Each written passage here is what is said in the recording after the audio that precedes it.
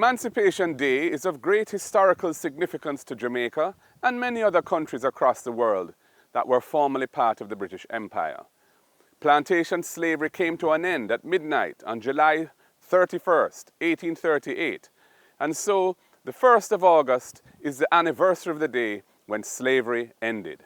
It is the day on which we celebrate our freedom as a people, a day of very great national importance as the vast majority of our ancestors came to these shores in bondage. Today, we remember the contributions of our ancestors to the freedoms we now enjoy, many of whom suffered and died in the fight for justice from the oppressive system in which they lived. As we remember, we also renew our commitment to defending the rights and freedoms won through our ancestors' blood, sweat, and tears over centuries of courageous struggle. Our history must fully recognize the central contribution and value of the resistance to slavery by the slaves themselves. Our own people were our principal liberators. It was not willingly given to us by others, despite what they would sometimes have us believe. Great heroines and heroes of our people, Nanny, Taki, and Sam Sharp, led the way to freedom from slavery. The observation of Emancipation Day as a public holiday was reinstated in 1997 to ensure that we never forget the significance of the 1st of August celebrations.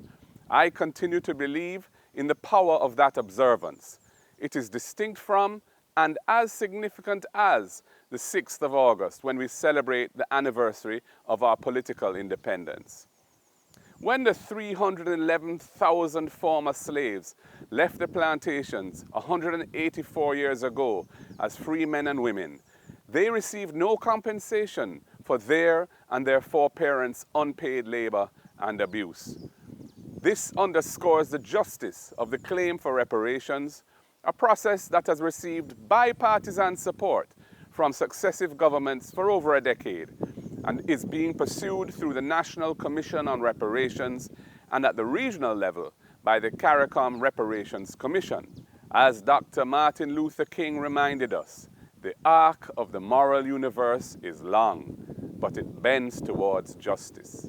I recall that last year, the government, through the Minister with responsibility for culture, said that they would be embarking on a separate initiative to seek compensation by way of a petition to the Privy Council, seeking billions of pounds in reparations.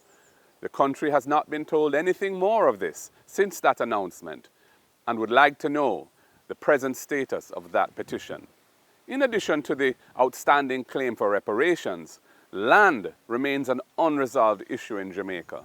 Other than in a few historic free villages, the emancipated former slaves received no land or other assets to start their new lives.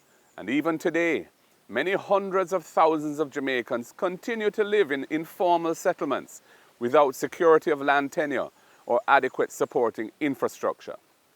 This is why government must step in to regularize their ownership and give these Jamaicans the fundamental economic opportunity and sense of dignity that come with owning the land where they live.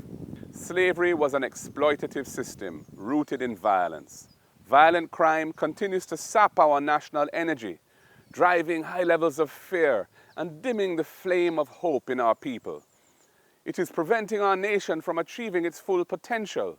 We must emancipate ourselves from that aspect of mental slavery which makes us too quick to anger and too willing to use violence in our everyday lives. Emancipation Day 2022 is a time to recommit ourselves to peaceful coexistence, to tolerance for the views of others, and to love and respect for all.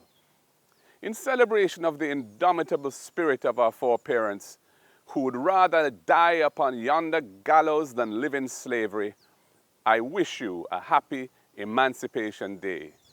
God bless Jamaica, and God bless all our people.